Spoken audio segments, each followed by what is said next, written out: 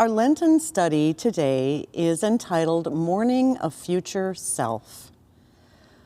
Oh friend, if you were drawn to read this particular entry today, perhaps you are in that place where grief is what makes the most sense to you right now.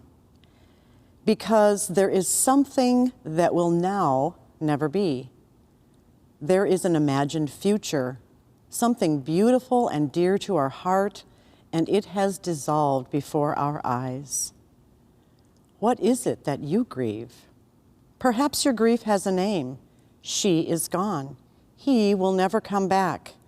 The funeral is over, but the pain lingers. Perhaps you are grieving an event, an accident, an illness, a messy divorce. Maybe you are mourning a relationship that has come to an end with no possibility for forgiveness or reconciliation. Or perhaps you grieve for a marriage or relationship you still hope for and work for, but one that has pained you into a corner.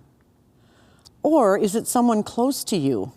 Maybe you mourn for the relative with mental illness, a child who continues to struggle, or the loved one who will never be able to drive, work, or have the relationships that would make life feel full. Or maybe you lost an opportunity to do the right thing, say what mattered, or perhaps you couldn't say goodbye. I know that ache. It is a deep sadness that reverberates through our bones. We mourn not in general, but in particular. After all, love is in the details.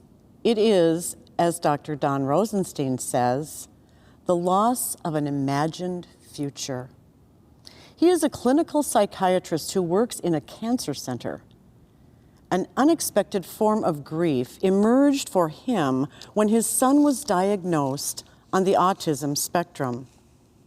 He had to grieve the loss of who he'd imagined his son to be.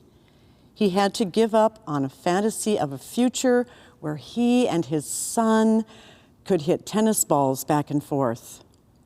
Of course, his son is lovable and loved. But Don had to mourn his expectations and root around for a new dream of what it means to be the dad of his actual son, not just the son he thought he might have. Loss requires us to reimagine hope. But before hope comes acknowledgement. Let us count not only our blessings, but our losses.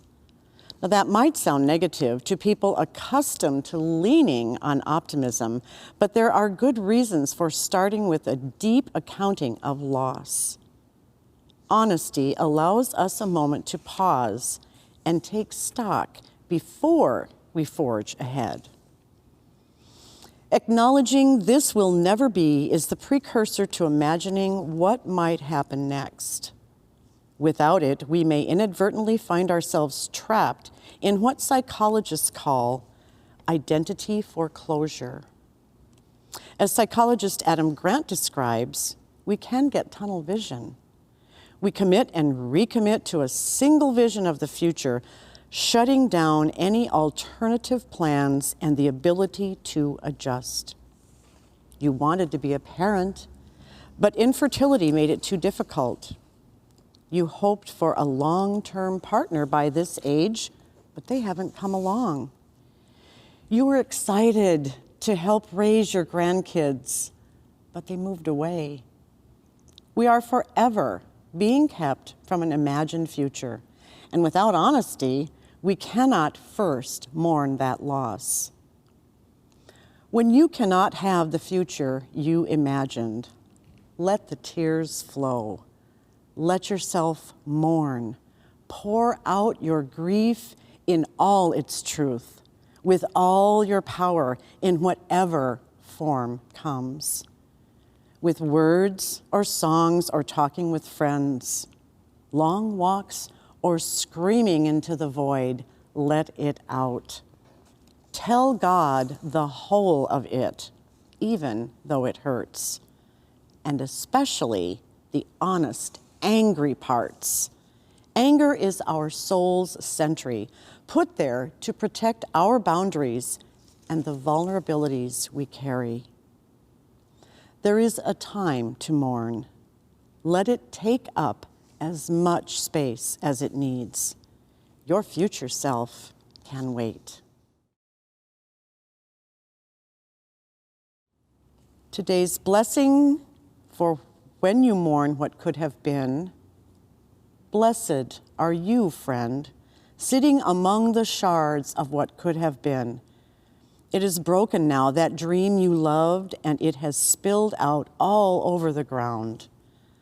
Blessed are you, dear one, letting your eyes look around and remember all the hope your dream once contained, all the love, all the beauty.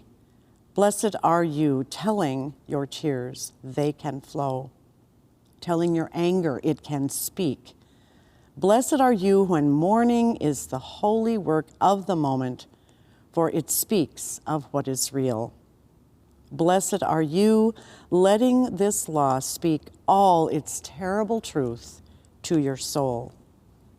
Blessed are we who mourn, saying, let us remain in grief's cold winter for as long as it takes, that mourning might be to our hearts the gentlest springtime.